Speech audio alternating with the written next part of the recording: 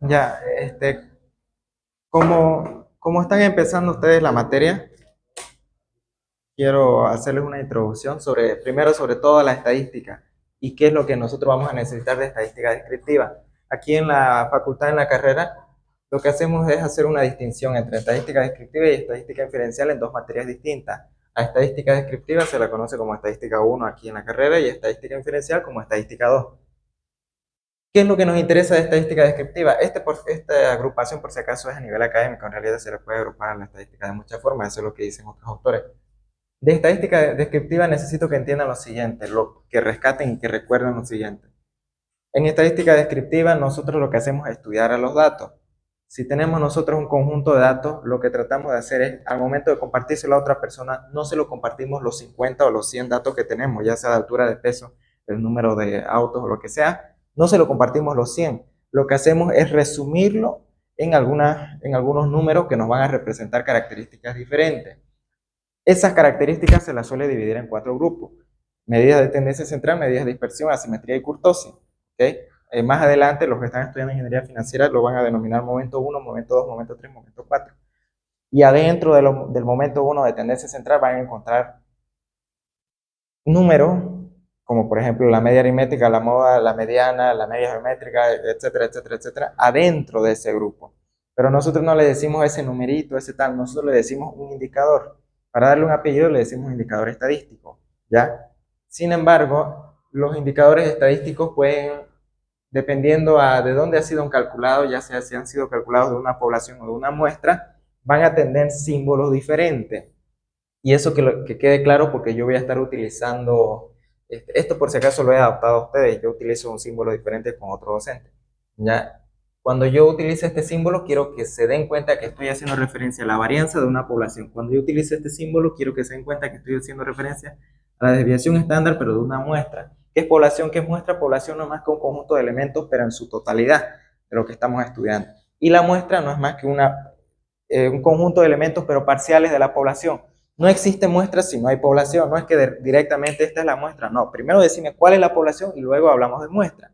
¿Okay? Y también aquí hay unas cosas que aclarar que luego se las voy a mencionar, pero ese es el recorrido. Nosotros mencionamos cuál es la población que vamos a estudiar y luego de ahí seleccionamos una muestra. Ahora, esos indicadores estadísticos van a recibir dos nombres diferentes dependiendo si ha sido calculado de una población o de una muestra. Yo voy a utilizar a veces el nombre de parámetro para referirme a cualquiera de estos símbolos de acá, a cualquiera de estos indicadores estadísticos. Y voy a utilizar el nombre de estimador para referirme a cualquiera de estos acá. Solamente entonces estamos haciendo distinción en símbolos, porque llevan símbolos diferentes, estamos haciendo distinción en nombres también, pero se refieren a lo mismo. Vamos a ocupar, digamos, bueno, algunas sí vamos a ocupar fórmulas distintas, pero en su mayoría son iguales, solamente está cambiando eso. ¿Okay? Eso es lo que necesito que recuerden. Ahora, cuando pasamos a la materia, a lo que nos compete estadística inferencial, lo rico de esta materia es trabajar con estos indicadores. Tomamos estos indicadores, los calculamos y vamos a tratar de sacar conclusiones hacia la población. Vamos a trabajar con una muestra, pero nuestro objetivo no va a ser encerrarnos en esa muestra ni quedarnos ahí, sino vamos a apuntar a la población. Vamos a decir, ya, la media de esta muestra es tanto, la desviación estándar de la muestra es tanto, pero hacia la población siempre voy a apuntar, voy a tratar de generalizar. Entonces la estadística inferencial en general se dedica a eso, a generalizar los indicadores estadísticos muestrales. Eso que quede claro, pero ¿cuál es el detalle? En que ustedes primera clase, digamos, bueno, vamos a empezar, ¿cómo vamos a generalizar los indicadores estadísticos muestrales? No, porque para llegar a eso ustedes tienen que pasar por todo esto de acá, lo cual se conoce como teoría de probabilidades. Algunos profesores van a darle mucho más énfasis a este tema, otros no le van a dar mucho énfasis y demás. Y también quiero aclarar que también ustedes tal vez están proveniendo de docentes en donde la simbología es diferente, ¿ya? Pero necesitan adaptarse para esta materia, así como yo me estoy adaptando, porque esos no son mis símbolos, ustedes también tienen que adaptarse, ya yo les entiendo en esa parte. Primero tienen que entender muy bien la teoría de probabilidades antes de pasar a trabajar con las muestras. Pero ya les dije, su objetivo no es quedarse aquí, Su objetivo es pasar al siguiente tema, que se trata de evidencia muestral y donde vamos a trabajar con las muestras. En estadística descriptiva no existía ese problema. En estadística descriptiva solamente existía ese problema de que, ok, tengo 100 datos, 1000 datos, ¿cómo se lo presento eso a otra persona? No se lo puedo presentar esos 100 porque ¿qué conclusión va a sacar él? Ah, ok, esta persona tiene tanto, esta persona tiene tanto, o esta casa mide tanto, esta casa... No. Necesito mandarle características. Tengo 100 datos, una medida resumen de variabilidad, de tendencia central, de simetría de curvatura. ¿Ok? Y eso ustedes lo pueden ir repasando por, bueno, la oscilatura de estadística inferencial, tal vez ya han tenido oscilatura de estadística descriptiva, ahí tenían que haberle hecho sus consultas. Aquí en estadística inferencial, nos enfocamos en otro problema, ya no en resumir ese conjunto de datos, sino nos enfocamos en, a veces no voy a poder tener toda la información de la población. Por ejemplo, si yo deseo estudiar el PPA de todos los estudiantes de la facultad, los cuales creo que es 15.000 he escuchado que son, no puedo estar preguntándole uno por uno, uno por uno, uno por uno. Entonces lo que hago es seleccionar una muestra, estudio qué tamaño va a tener esa muestra. De hecho, aquí está el tamaño de la muestra. El tamaño de la población se va a representar con N mayúscula y el tamaño de la muestra con N minúscula. O sea, esa N mayúscula en este ejemplo que le estoy dando de forma literal sería 15.000 y el tamaño de la muestra, bueno, podría ser 1.000, 2.000, 500, ¿no? Parcial, no completa.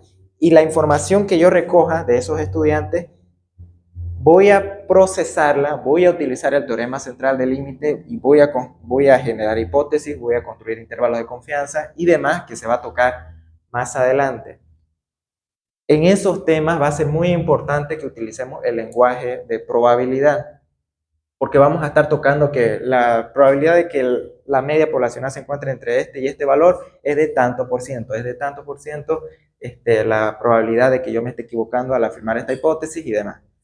Entonces, por eso es importante que ustedes pasen por todo este proceso antes de entrar a lo rico de la materia, que ahorita solamente es teoría de probabilidades, un poco de lo que han visto en cálculo 1, teoría de conjuntos, que está dentro de teoría de probabilidades. Y lo primero que necesitan saber cuando ustedes entran a la materia de teoría de probabilidades es que no se empieza calculando probabilidades como tal. ¿A qué me refiero? A que cuando una persona que no sea de la carrera venga y les dice, calculame la probabilidad de que de esto, digamos, o sea, en palabras sencillas les quiera dar ese problema, no es así.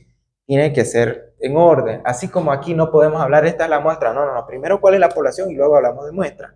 Así lo mismo ustedes tienen que trabajar con probabilidades. ¿Y cómo se trabaja? O sea, ¿cuál es el orden para llegar a calcular probabilidades? Es empezando por los experimentos. Todo esto de que ustedes ven aquí de teoría de probabilidades empieza con el problema de los experimentos, que un experimento no es más que una acción que nosotros realizamos y que nos va a arrojar un resultado en la realidad, un resultado que nosotros vamos a poder observar. Pero los experimentos se pueden dividir en dos tipos, pueden ser aleatorios y pueden ser deterministas. Los deterministas ya sabemos cuáles son los resultados, por lo tanto no nos interesa estudiarlos. Es un poco más y se lo puede presentar por medio de una ecuación en donde yo coloco los valores y ya me arroja el resultado. Entonces, si yo ya sé cuál es el resultado, prácticamente ya sé el futuro, prácticamente ya sé lo que va a ocurrir, entonces no hay nada que estudiar ahí. Son los experimentos aleatorios lo que a nosotros nos va a interesar estudiar en esta materia. Pero no basta solamente con decir, bueno, yo no sé cuál es el resultado y ahora no hago nada y me voy. No. Si bien no sé cuáles son no sé, o sea, no sé cuál es el resultado que me va a arrojar cuando yo realice el experimento, pero sí sé algo. Y ese es el detalle. Y eso es lo que se van a llevar ustedes ahora en esta clase. Sí sé cuáles son los posibles resultados que me puede arrojar ese experimento. Y a ese conjunto de posibles resultados se le conoce como espacio muestral. Entonces, todo este tema de teoría de probabilidades comienza definiendo cuál es el experimento que estamos estudiando, que por cierto tiene que ser aleatorio. Es, digamos, vamos a ponerle por decir un número, ese es lo primero que hay que definir, ya, cuál es el experimento que vamos a estudiar. El experimento es el lanzar una moneda, que eso es clásico, en todos los libros creo que lo van a encontrar, o el de lanzar un dado, o el de las barajas. No las suelo usar mucho las barajas, por eso es que no estoy utilizando este ejemplo que ustedes ya hicieron en clase sobre las barajas, porque, o sea, no, yo no juego, ¿no? Entonces no sé qué cartas hay ahí y todo lo demás. Entonces, lo primero que se define cuál es ese experimento. Por ejemplo, el lanzar un dado, no sé cuál es el resultado, sé que es aleatorio, ya, muy bien, eso es lo que voy a estudiar. Segundo, lo que se tiene que hacer es definir el espacio muestral.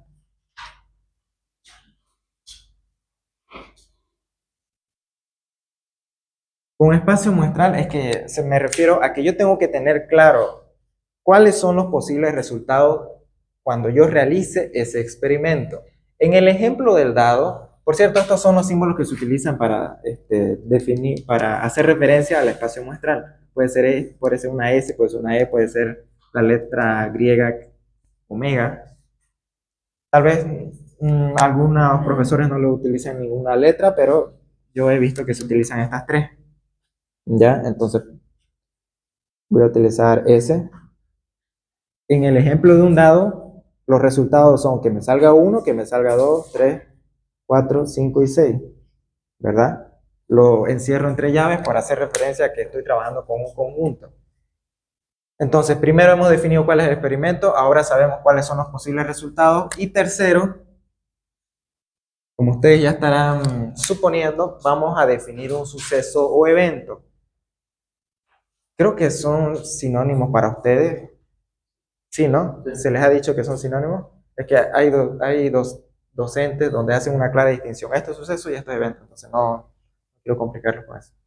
Ya, entonces para nosotros va a ser sinónimo. ¿Qué es lo que sigue aquí después de definir el espacio muestral? Vamos a definir un suceso o evento. ¿Qué quiero decir con suceso o evento?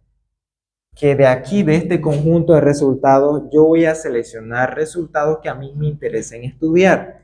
Si a mí me interesa estudiar la posibilidad de que me toque 1, 2 y 3, entonces estos tres elementos o tres resultados, yo lo voy a, yo lo voy a insertar en un nuevo conjunto. Y ese conjunto que ha provenido del espacio muestral, que es, digamos, podemos decirle que es una muestra del espacio muestral, a eso se lo conoce como suceso o evento, el cual se representa con una letra mayúscula. Puede ser A, puede ser B, puede ser C, D. Obviamente no tendría que ser S porque si no ya entraría en conflicto con el espacio muestral. Por eso creo que se utiliza el omega, pero bueno, no entremos a esos detalles. Por ejemplo, a mí me interesa saber cuál es la probabilidad de que me toque o 1, 2 o 3. Puede ser también que a mí me interese estudiar, perdón, que me toque el valor de 6. Por alguna razón a mí me interesa que salga un 6, entonces yo quiero estudiar a ese suceso. ¿Me dejo entender? Entonces, estos son los tres pasos principales antes de calcular probabilidades. El cuarto paso, recién nosotros introducimos el concepto de probabilidad y me interesa ahora calcular la probabilidad de A. Lo que hago no es escribir probabilidad de que suceda el suceso A, digamos, no, yo coloco P y luego entre paréntesis A y luego le coloco el valor. O si no, en el otro caso, P entre paréntesis B. ¿Ok? Entonces, todo eso ustedes tienen que tenerlo claro antes de llegar al paso 4. No es, no van a calcular esto, no. Si le dicen así, entonces ustedes en su mente tienen que procesar toda esa información. Bueno, no sé, mi jefe me está pidiendo que calcule la probabilidad de que ocurra algo, ya, entonces yo tengo que estudiarlo y decir cuál es el experimento, cuál es el espacio muestral, cuál es el suceso que me interesa estudiar y recién calculo probabilidades. Ahora, para calcular estas probabilidades, existen tres maneras. Ahorita vamos a regresar a esto, ya primero quiero tocar esto de acá. Para calcular probabilidades está el modelo clásico por frecuencia relativa y el subjetivo. Y es en este orden.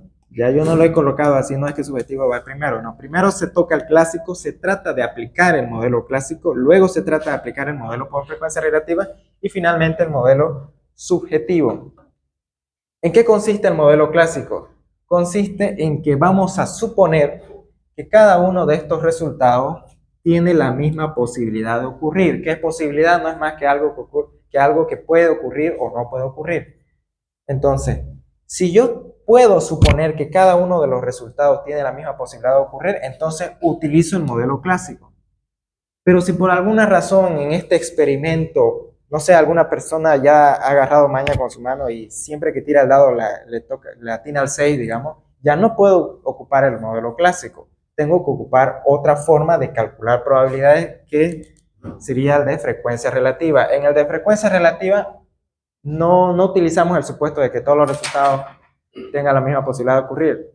Lo único que necesitamos en el modelo de frecuencia relativa es una historia. Tenemos un registro en la cual antes ya se ha desarrollado el experimento de lanzar un dado y he notado que en el 90 de los 100 experimentos que se han desarrollado ha tocado 6. Entonces yo voy a definir la probabilidad de que me toque 6 va a ser 90 sobre 100. Entonces esa sería la segunda forma.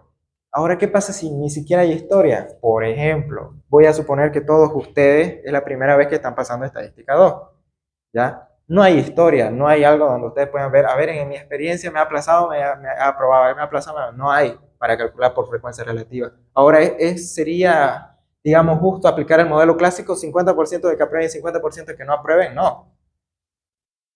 No, ¿verdad? Porque, o sea, todo depende de ustedes. Ustedes tienen el control de si van a aprobar o no la materia. Entonces, no se puede suponer que cada resultado de aprobar o no aprobar es igualmente posible y tampoco tenemos una historia para poder evaluarlo. Entonces recurrimos al último modelo que es la definición de probabilidad por el método subjetivo.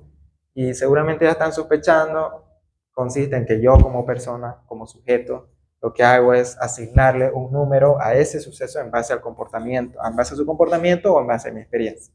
Yo no sé, puedo decir que la probabilidad de que apruebe estadística 2 es un 70%, un 90%, cada uno ya decide, ¿ya?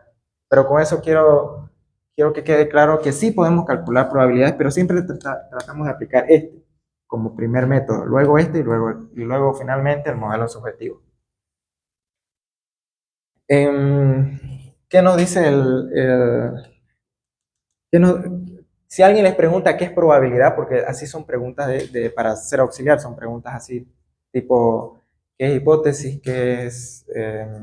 ¿Cuáles son los tipos de hipótesis? ¿Qué es intervalo de confianza? ¿Qué es el valor de Z? ¿Qué es probabilidad? ¿Qué es estadística inferencial? Y todingo acá, o sea, ni siquiera sabes definir cuál es la materia, ya debe ser auxiliar, así son. Entonces, si alguien les pregunta qué es probabilidad, ustedes tienen que decir que es un número, tienen que empezar así. Es un número, pero ese número nos indica la posibilidad de que ocurra un suceso o evento en un determinado momento. Ya está. ¿Ok? Entonces empiezan así, ya la tienen claro esto. Y si alguien les pregunta qué es estadística inferencial, es una parte de la estadística, ustedes le dicen que se encarga de la generalización de indicadores estadísticos muestrales para que sean válidos para toda una población. De hecho, a esa población también se le dice universo, pero no entremos en eso. Ahora, es conveniente, como vamos a calcular probabilidades de suceso, es conveniente que nosotros estudiemos también los tipos de sucesos, ¿verdad? Están los sucesos excluyentes, no mutuamente excluyentes. De hecho, a este no mutuamente excluyente también se le dice solapado. Y están los sucesos dependientes e independientes. ¿A qué se le dice que es? Primero, todo esto de aquí se aplica cuando estamos trabajando con dos o más sucesos. Aquí tengo dos sucesos. Y los dos, me doy cuenta, ¿comparten algún resultado en común? No, entonces son mutuamente excluyentes. O sucede el B o sucede el A. ¿Ya? Entonces, a esto, aparte de decirle suceso A y suceso B, también puedo añadirle una característica más, o puedo decir que ambos son sucesos mutuamente excluyentes. En el caso de que yo estudiase un nuevo suceso y este esté conformado por los resultados 3, 4, 5, des en cuenta que si yo estudio los tres sucesos, voy a decir que no son mutuamente excluyentes porque puede ocurrir este y este al mismo tiempo, porque el 3 y el 3 se comparten en ambos conjuntos. Pero si solamente estudio este y este lo ignoro, entonces, claro, son mutuamente excluyentes. Pero y este son solapados, porque en el momento que me ocurra 3, en el momento que, o sea, el resultado sea 3, se va a cumplir tanto ha ocurrido tanto este suceso como este suceso. ¿Ya? Entonces, eso que quede claro. Cuando estamos estudiando a dos o más sucesos, estas son algunas características que puede tener, mutuamente excluyente y no mutuamente excluyente. Ahora, dependiente e independiente, ¿cuándo se le dice que sucesos son dependientes o independientes? Cuando en el momento que ocurra uno de ellos, por decir, ocurre el C, por alguna manera eso va a afectar a la probabilidad de que ocurra A, por decir, ¿no? Si ocurrió C, entonces eso va a afectar de alguna manera a la probabilidad de que ocurra A. Y si ocurrió A, eso va a afectar de alguna manera a que ocurra B, y así sucesivamente. eso se les dice que son dependientes. La ocurrencia de un suceso afecta la probabilidad. Afecta la probabilidad, me estoy refiriendo. Ya no me estoy refiriendo a que afecta, a que pueda no ocurrir, no. Va a afectar a la probabilidad de que ocurra otro suceso. Y con independiente, bueno, el hecho de que ocurra uno no afecta para nada la probabilidad de que ocurra el otro. Estos dos lo van a notar más cuando hagamos la selección de una muestra. Por ejemplo, supongamos que nosotros somos 10. Si yo deseo seleccionar una persona al azar, la probabilidad de que le toque, bueno, suponiendo que es de forma 100% aleatoria y no a la vista, porque si es a la vista ya no es aleatoria, pues, ¿no? Lo estoy jugando a ustedes por, no sé, pues cómo se visten y todo lo demás, eso me enseñaron, ¿no? Entonces, la probabilidad de que cada uno sea seleccionado es 1/10. Muy bien, pero en el momento que seleccione a uno, lo saque de la población y seleccione al otro, el hecho de que yo ya he seleccionado uno antes del otro, eso ya está afectando a la probabilidad del siguiente. Porque la probabilidad del siguiente va a ser 1/9. Y cuando lo saque y lo vuelva, o sea, lo aparte, lo saque de la población, el siguiente va a tener una probabilidad de 1/8. Es decir, la probabilidad de que el próximo sea seleccionado va a ir aumentando. Por esa razón es que a ese tipo de sucesos se le denomina dependiente. Eso más que todo en la selección, cuando se lo realiza de manera con reemplazo o sin reemplazo, así se le dice. Sin reemplazo es cuando yo lo tomo y lo dejo aparte, no lo repongo. Y con reemplazo es agarro, bueno, a vos te tocó, te anoto y luego te devuelvo a la población. Lo cual permite que yo, la próxima vez que vuelva a seleccionar de forma aleatoria, le vuelva a tocar a él. ¿Ok? Entonces eso que quede claro en esto. Y ahora, en teoría de conjuntos, vamos a hacerlo algo sencillo. Unión, para trabajar con la unión se utiliza este símbolo. Y para trabajar con intersección se utiliza este. Lo que hacemos para registrar el resultado es crearnos otro conjunto. Por ejemplo, voy a ocupar el azul. Si yo quiero unir el A con el B, A intersectado con B, lo que hago es revisar qué elemento se repite tanto en A como en B. En este caso no hay nada. Entonces mi conjunto va a ser conjunto vacío. Pero si yo trato de intersectar el A con el C, solamente veo que el 3 se repite en ambos, entonces el conjunto, o sea, el resultado de esta intersección va a ser 3. Ahora, si yo trato de unir A con B, perdón, esto no va.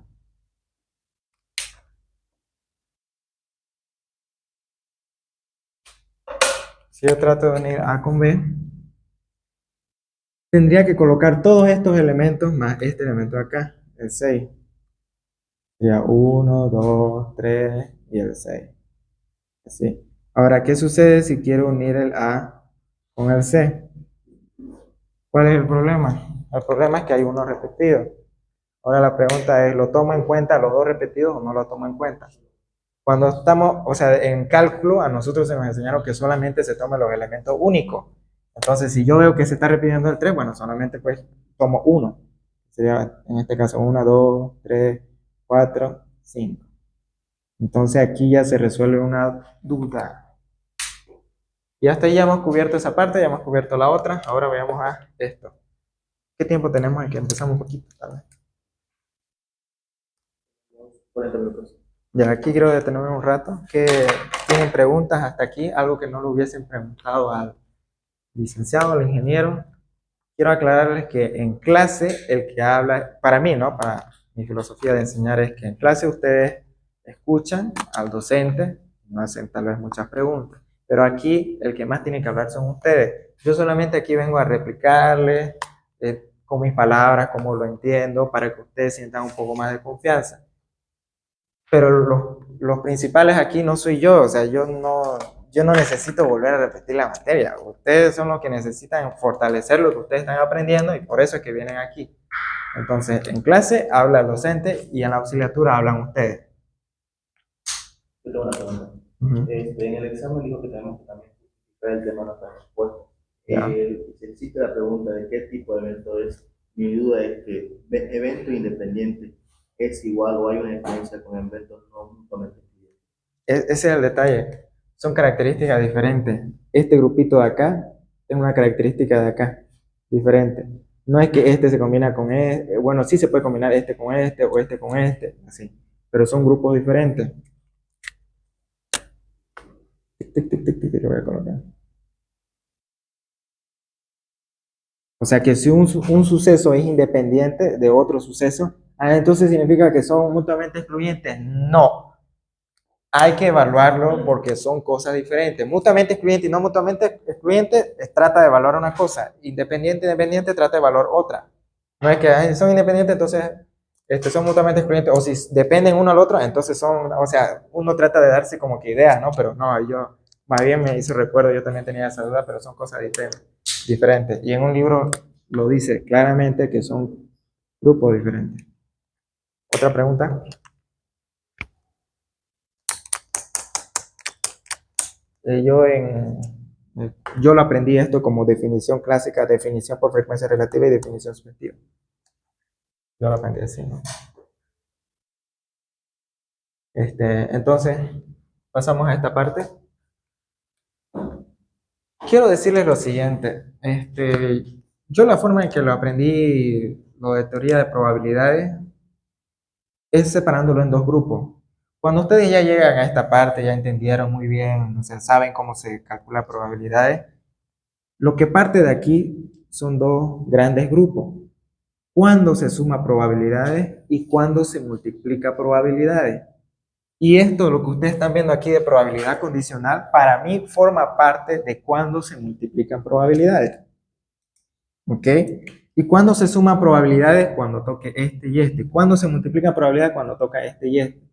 Son, es que a mí me lo enseñaron así, que son grupos diferentes y se aplican reglas diferentes. Aquí vamos a, o sea, directamente vamos a entrar a probabilidad condicional, pero quiero que se den, digamos, si a ustedes les interesa, puedan buscar en internet reglas de la suma y reglas de la multiplicación, o si no, yo les puedo compartir algo de lo que sé de ambos grupos y ahí lo vamos detallando, ¿no? Pero tienen que saber cuándo se suma probabilidad y cuándo se multiplica probabilidades. Este caso especial es cuándo se multiplican probabilidades. ¿Acaso estoy viendo algo de multiplicación? Sí, digamos, aquí están viendo multiplicación y además esto lo puedo sacar yo aparte.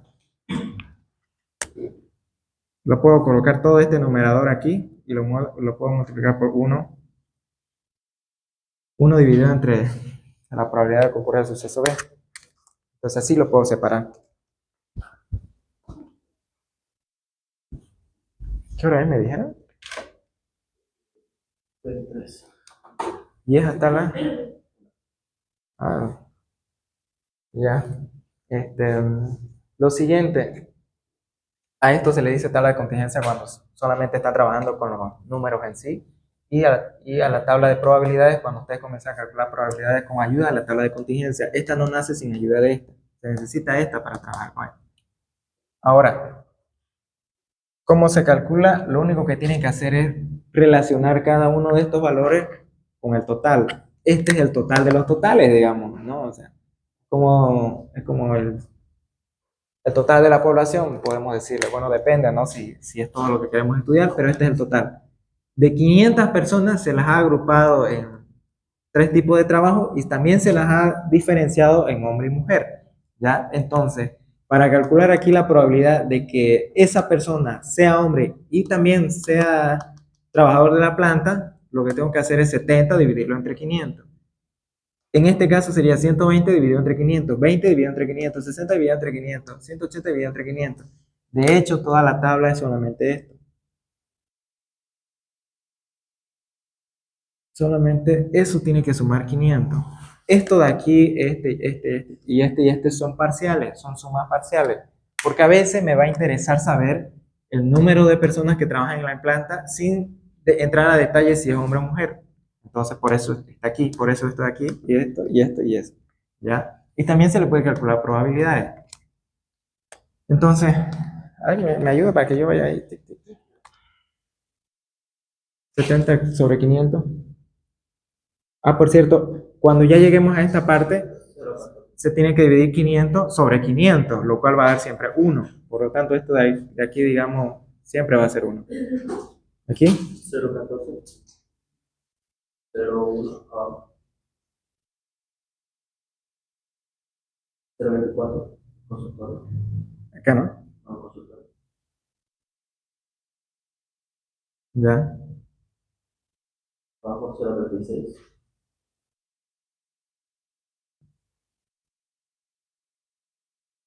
0,04, punto 0,4, así, 0,12,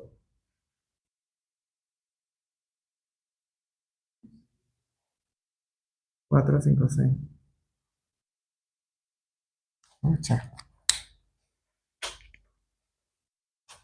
Aquí lo que estoy haciendo es sumar este y este, y me da esto. Este y este me da esto, este y este me da esto. Así como hacía acá, este y este me daba 120, este y este me daba 300, lo mismo tengo que hacer acá.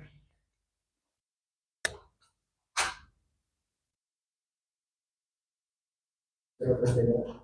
39. Sí. Ya, hasta ahí todo claro, ¿verdad? Entonces, ¿qué es lo que sigue? Bueno, si yo tuviese que seleccionar de esas 500 personas de forma aleatoria a uno solamente, ¿cuál es la probabilidad de que me toque un hombre, de que esa persona sea hombre? La probabilidad es 39%. Y la probabilidad de que me toque, de que esa persona sea mujer, es del 61%. Era 0,42. 42 aquí. Sí, 42. Y 52. Che, ya no quiero borrar.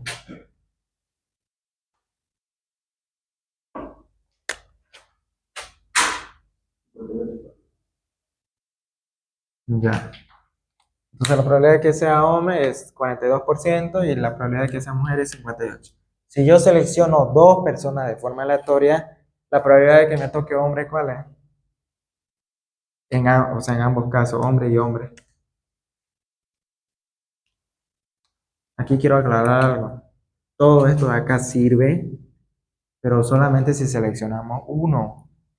Con el momento que alguien, una persona, y eso puede ser una pregunta para algún auxiliar de estadística que ustedes ven por ahí, pregúntenle, muéstrenle esta tabla, y la probabilidad de que si selecciono dos y sea hombre, si él comienza a utilizar esta tabla, o sea, sin hacer ningún cálculo adicional, apártenlo nomás a él y ustedes hacen por su cuenta. Cuando en el momento que se selecciona 2, 3, 4 o un número diferente a uno, ya no nos sirve, o sea, de manera directa, no nos sirve ninguno de estos números. Hay que hacer un cálculo adicional. Entonces vamos a decir la probabilidad de que me toque hombre si selecciono uno de forma aleatoria es 42%, ¿ya? Pero si yo selecciono dos personas y yo quiero saber la probabilidad de que en ambos casos sea hombre, vamos a ponerle H y H, ¿sí? O sea, hombre y hombre al mismo tiempo. ¿Cómo se calcula? Aquí lo estoy calculando, o sea, 210 dividido entre 500. Aquí, ¿cómo lo calculo? Aquí yo lo tengo que particionar. No, no, o sea, no va aparte, ¿no? De su pero como yo les dije, hay dos grupos, dos grandes grupos. Aquí cuando se suma, cuando se multiplica. Yo le estoy dando una curiosidad extra. Ya ¿qué sería en este caso? ¿Y qué sería en otro caso también, ¿no?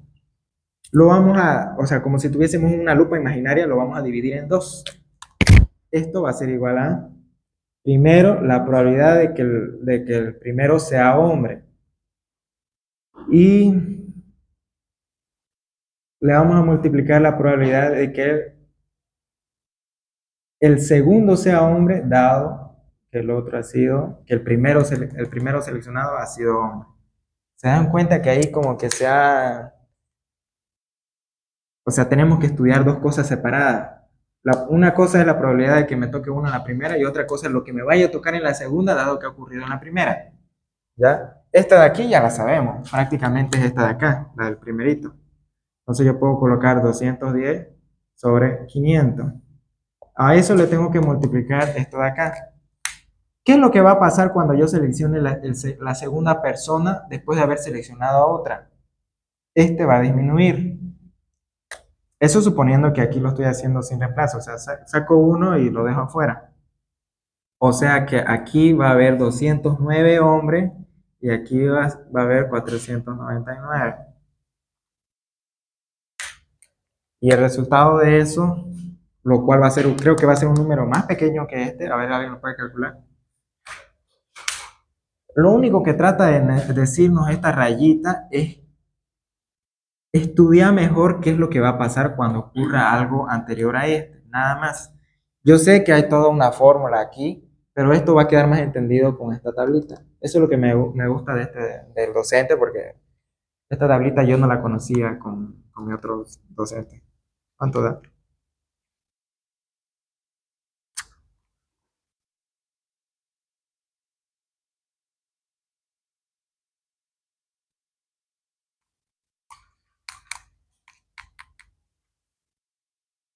¿18? 18%. Entonces, la probabilidad de que ocurra dos cosas al mismo tiempo es muy baja. Ya, eso es por simple lógica, ¿no? Si estás exigiendo que ocurra cosas cada vez más específicas en un suceso, entonces la probabilidad cada vez va siendo menor.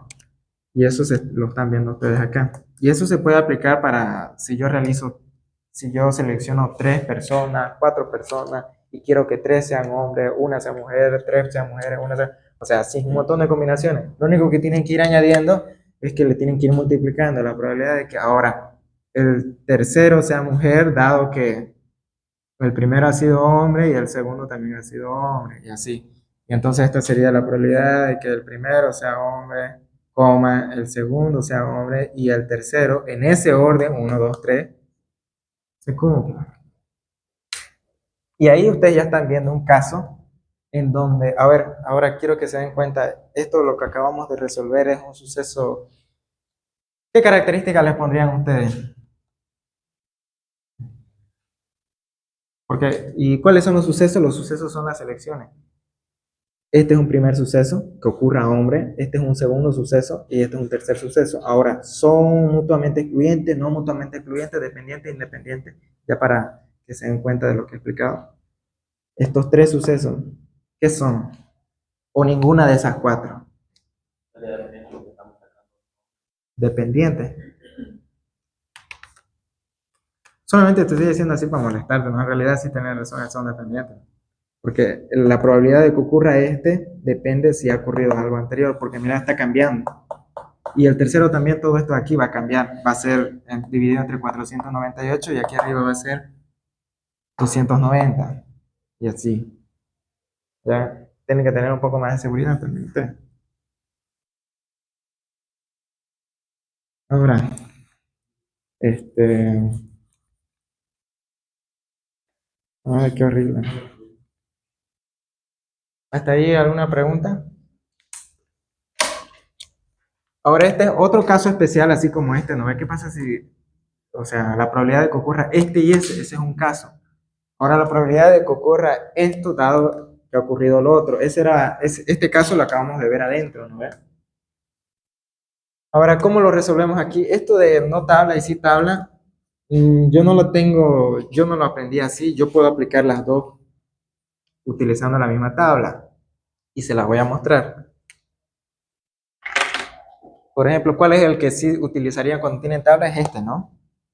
Es este, ya. El primer enunciado, ¿qué dice? ¿De qué?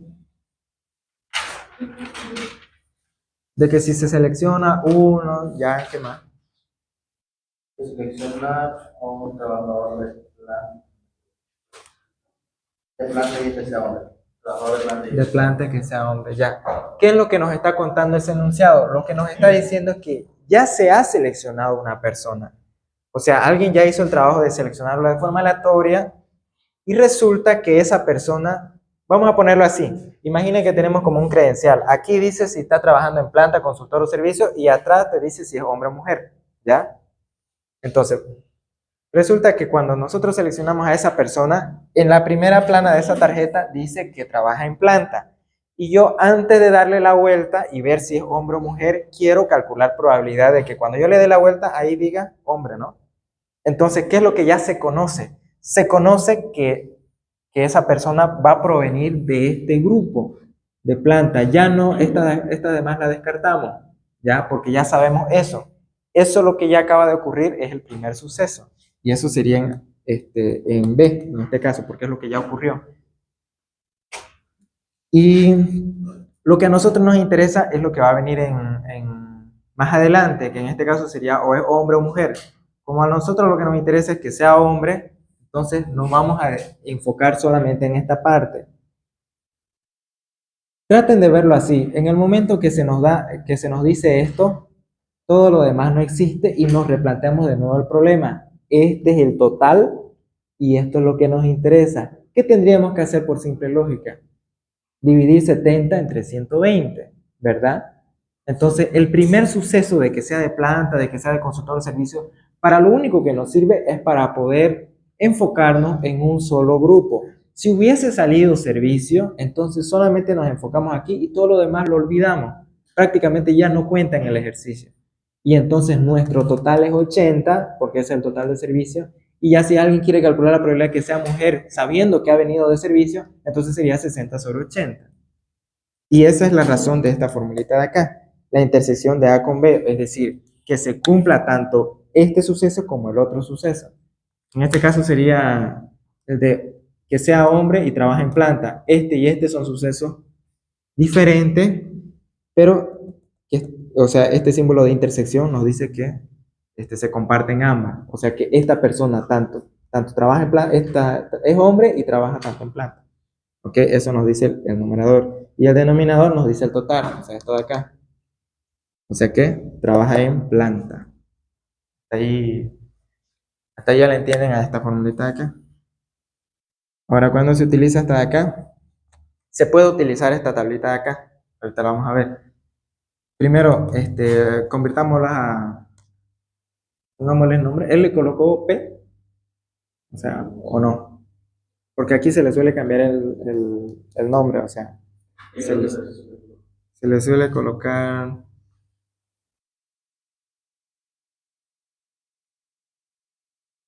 ¿Cuál es el orden que ocupa el licenciado? ¿Primero le coloca aquí o le coloca acá? En ese ejercicio. Ujú. De notable. A ver, muéstrame.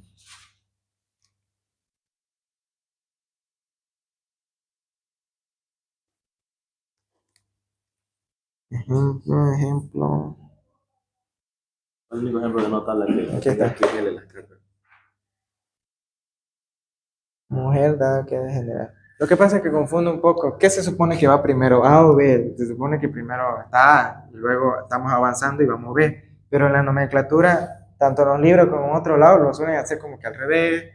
Entonces, aquí, ¿qué sería lo lógico? Si ya ha sucedido que es de planta, entonces ya ha ocurrido planta, pongámosle, ¿no? O sea, es de planta. Y ahora lo siguiente, lo que vamos a estudiar es que sea hombre, ¿verdad? Así tendría que ser. Tendría que ser P dado H, así. Porque esto ya ocurrió y esto es lo que vamos a estudiar. Pero ahorita ya acabo de confirmarlo y bueno, está al revés. Vamos a hacerlo así.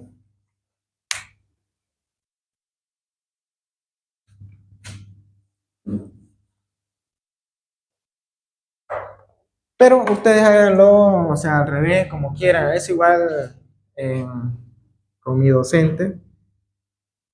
O sea, con el doctor Nelson Alemán lo que hacíamos, esto nos daba igual a nosotros, si A venía aquí o A o B venía acá, o sea, para nosotros era lo mismo esto.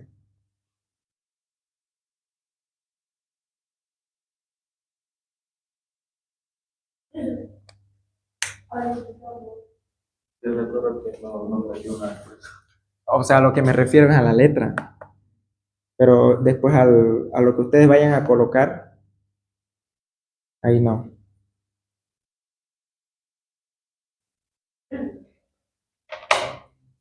Ya, entonces, ¿cómo vamos a estudiar esto? Mejor le voy a poner un numerito ya para no estar confundiendo a ver cuál es B. Esto es lo que ya ocurrió, esto es lo que vamos a estudiar, ¿ya? O sea, empezamos desde allá hacia acá, a pesar que A está aquí, bueno. Entonces, primero, vamos a añadirle también esto acá.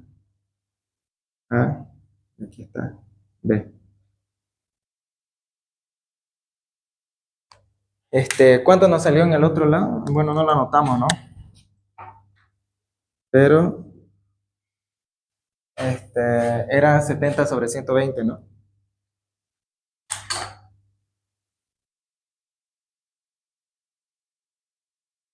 ¿Y cuánto daba eso? 58. Vamos a dejar en decimal. Se lo puede presentar también en decimal. Ahora aquí, ¿cómo lo resolveríamos con esta fórmula? Ya no con esta. Aquí tenemos que ir por parte. Primero, identificamos cuál es el suceso B. El suceso B es que venga de planta, ¿verdad? Entonces aquí está 120 sobre 500. O sea, aquí ya no nos, aquí nos enfocábamos solamente en una partecita, ¿no? En un grupito y lo demás lo olvidábamos. Aquí no. Aquí lo que vamos a hacer es tomar todo, pero vamos a estar calculando probabilidades de cada cosa. Probabilidad del suceso B, o sea, de que ocurra, de que esa persona provenga de la planta, es 120 sobre 500. Aquí ya lo estoy colocando.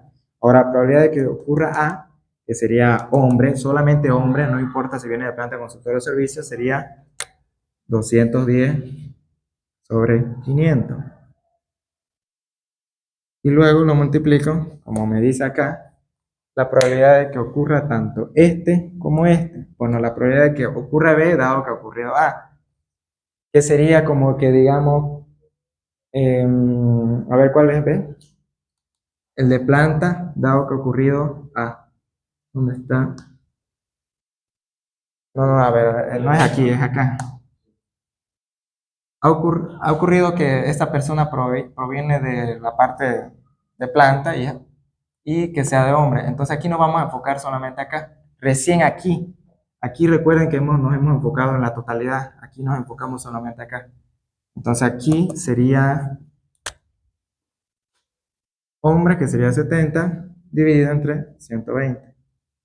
¿Cuánto da eso? Tendría que dar esto de acá.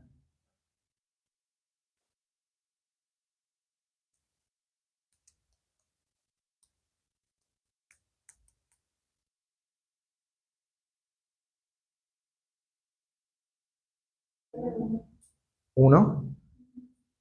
A ver. ¿Ya lo resolviste? Los 40.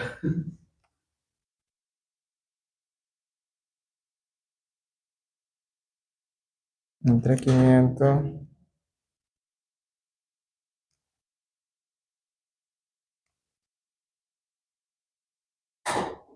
Ah, sí, se sobrepasa de uno. A ver, el orden. El orden era P. Eso ya ocurrió. Ahora dame un rato calculadora.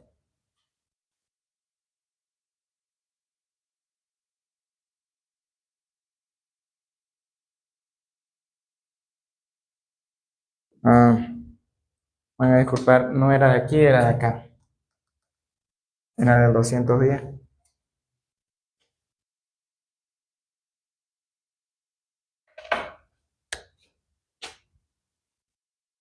Y ahí recién nos da 0,58. Solamente para que vean de que sí se puede rescatar todos estos datos que ustedes ven aquí utilizando la misma tabla. No es tanto ahí que como que van a discriminar a esta formulita de aquí solamente por el hecho de que no tienen tabla o sí tienen tabla, ¿no? Pero para que vean que tanto se puede trabajar con esta como se puede trabajar con la otra. ¿Hay alguna pregunta hasta aquí?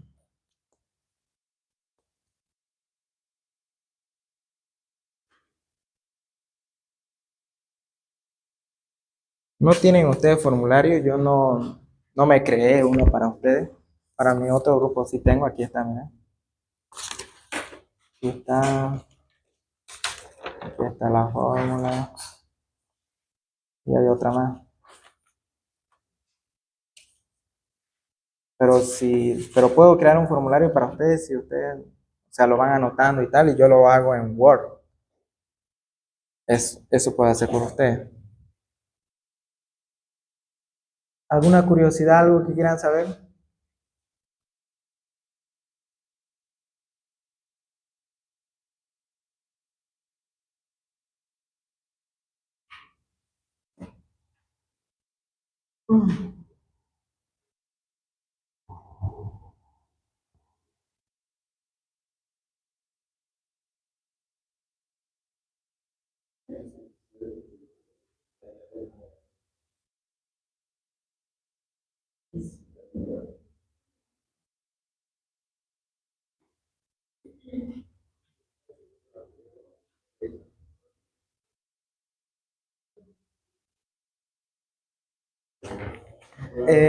Aquí quiero aclararle algo para que no se queden con esa duda ya. ¿Qué es lo que pasó aquí? El orden. Aquí está A dado B y aquí está B dado A. Entonces aquí tenemos que invertirlo. Yo lo estaba como que interpretando de aquí, pero en realidad acá es esto de acá. Entonces sí es como dice el licenciado que son diferentes. Y porque aquí el orden está diferente. Aquí ya sería, o sea, lo hemos invertido. B viene adelante y A viene atrás. O sea que lo que ya ha sucedido es que es hombre, estamos suponiendo. O sea, si bien el enunciado no, el problema no empezó así, pero aquí estamos suponiendo que ya se sabe que es hombre, ahora queremos saber que ese hombre trabaja en planta. Por eso es que estamos dividiendo 70 entre 210, que es el total de hombres. Ya, para que quede claro eso.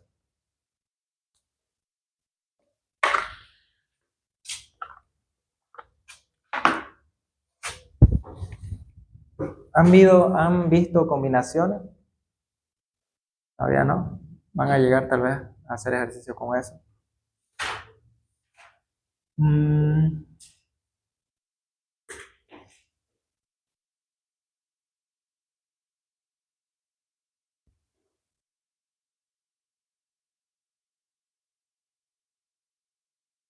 Si no hay preguntas, entonces terminamos la clase.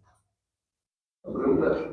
No, no hay alguna forma de comprobar si nuestra probabilidad es correcta. Puede ser una pesada. Ese es el detalle, ¿no? Pero, por ejemplo, en el caso de ella salió más de uno. Entonces, no tiene que ser menor que cero, ni tampoco mayor que uno. O sea, una. Y dos, podrías intentar hacerlo al revés en este caso. No tendría que salirte igual. Pero en general, así, algo que te confirme que lo estás haciendo bien o no, la división, ya no sé, pues no. ¿Quién te dice que está bien tu suma, digamos? A ver, ese es el detalle.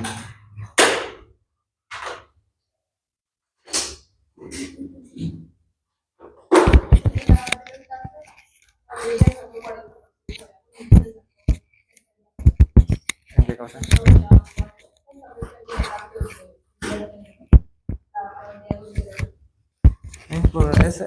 Es lo que les decía de confuso, de que A debería ser primero y B debería ser segundo y la.